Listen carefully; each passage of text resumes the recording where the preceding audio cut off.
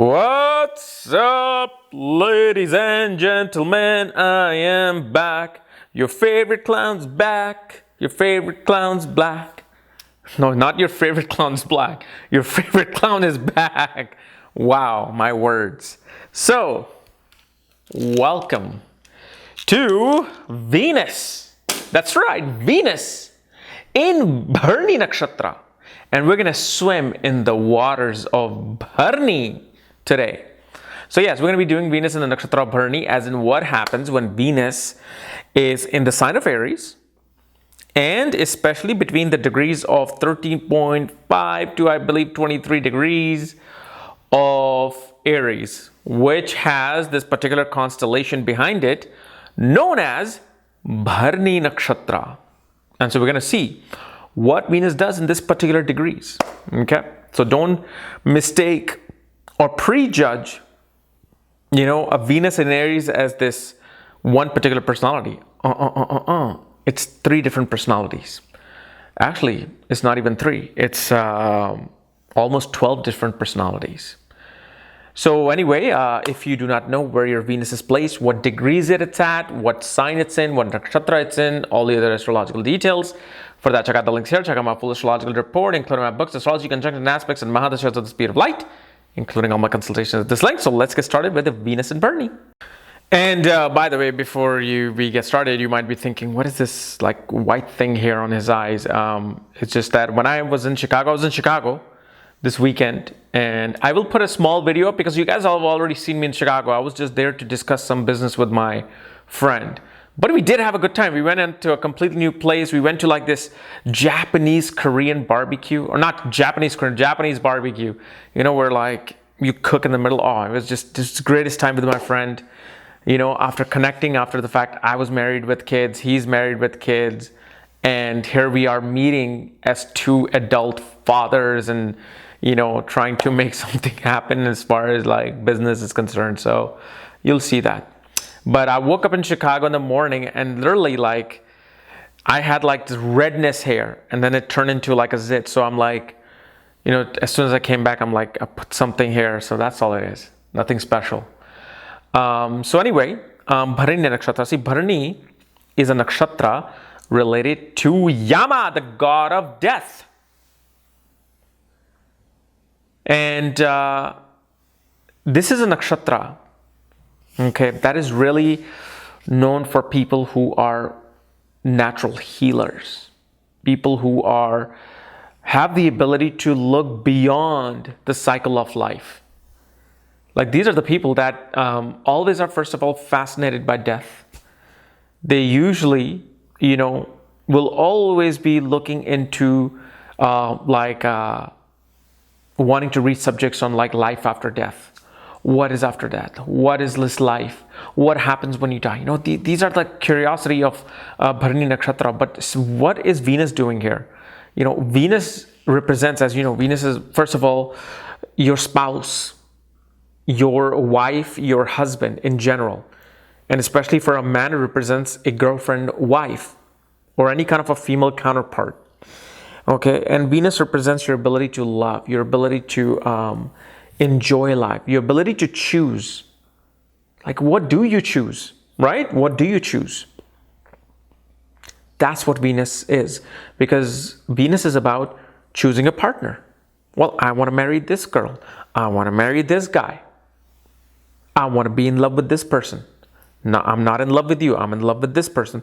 These are the choices you take, accept which Venus becomes.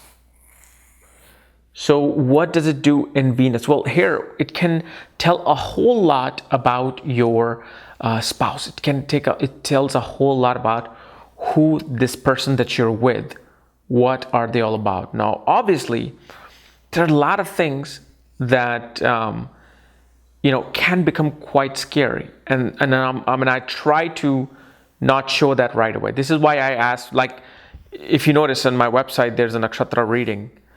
And on this reading, I clearly ask 4 questions. And if you don't answer these 4 questions, I'm not going to tell you anything. So especially here, I don't want to say something about Venus and Bharani where you might start thinking 10 different thoughts. You might start cultivating things within your head and make up something which may or may not happen, because we don't know the pada that Venus is in. So this is why I'm not going to discuss the whole scenario of this. I'm going to discuss some parts, because only when you answer these 4 questions, that's when I actually go in deep with this, because I do not want to do fear mongering out there. Because, a lot of times what happens, like, well, this person is saying this, and this person said that in their video about Venus, or about Sun, or about Saturn, or about the 5th Lord. Is that really true? Can you please tell me more? So you know what happens. So we'll discuss good amount of parts, but not all that people only should know once they really think and approve of that. So this particular Venus, and there has been a couple of instances where, in some cultures, even in our own culture, a person may marry a cousin, or somebody could be infatuated with their cousin, yet they'll never discuss it. They'll never talk about it to that person, but they are somehow kind of attracted to one of the cousins or third cousins or something. Maybe like a young boy may have infatuation with his aunt, like his uncle got married and this aunt came and he's like, wow, that's a beautiful woman. Wow. So a Bharani Nakshatra will, whenever it comes to relationship, they'll have some tendency towards this relationship. Doesn't mean it's going to happen.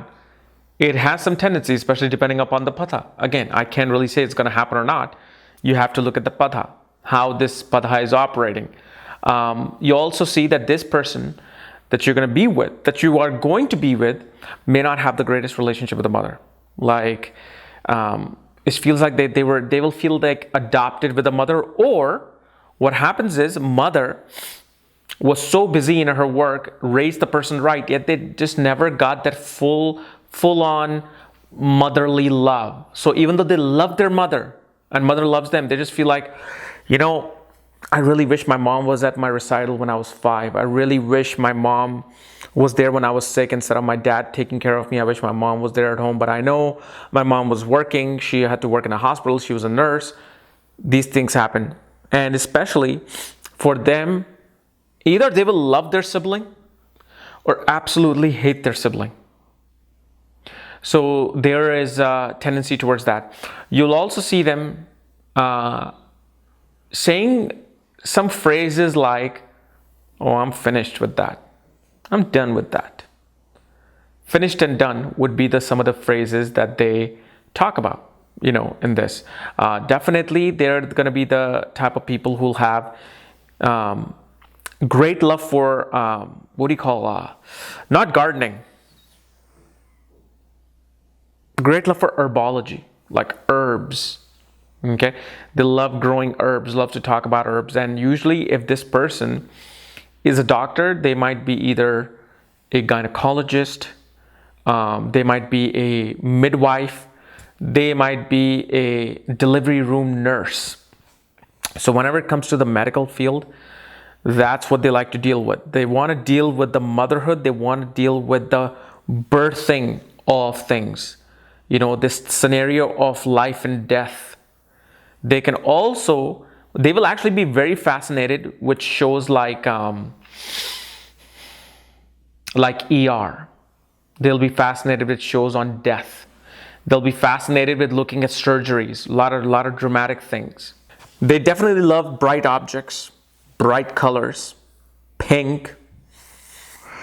They're very, very good, dedicated people, fighting for justice, God-fearing, like they definitely have this affinity towards a higher power. It doesn't have to be the word God. It could be anything, whatever you make up of this entity known as God. Okay. But they're very much about everybody getting the fair share in their life.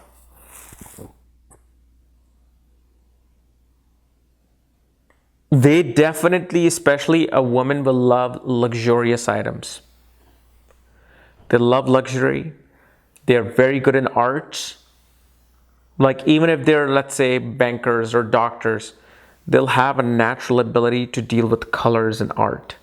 Maybe for their leisure, they would love to deal in art. Like maybe after work, they go to, like Color Me Mine shops in US. They might do that. They might attend some art class. They have a fascination. They have this fascination with color patterns, fascination with how the shapes are. And for those of all you freaks out there, you may actually get a spouse who would probably love like BDSM and all kinds of toys. They'll be into some deep, weird, provocative things when it comes to sexual behavior. And this will be very profound in certain positions, certain padhas, for sure. And this is something you will notice about them, that when you see them at front, they will not display that behavior at all. You'll be like, man, this person could be just quite boring, having that sexual chemistry. But once they get in, once you have that relationship with them, that intimate relationship, that's where that energy comes out. That yama takes over them. So that's why they're very like rough in their ability to, deal with pleasure, like pleasure and pain. They love that. But mainly what you have to understand about Venus here is that your spouse always love to bring people higher. Like they make great motivators. They'll make great motivational speakers. Like they're the people who are dead. Actually a lot of motivational speakers do come out of this nakshatra because they have the ability to bring a person out from dead. Like for Tony Robbins, okay, or Bob Proctor, or anybody you take, Deepak Chopra. These guys can take a depressed person and show them that light. So when the person is dead, the energy of yama comes in, and it uplifts them. That okay, you're dead, I'm going to give you a rebirth again. So they're very good at like motivating you as your spouse, the children.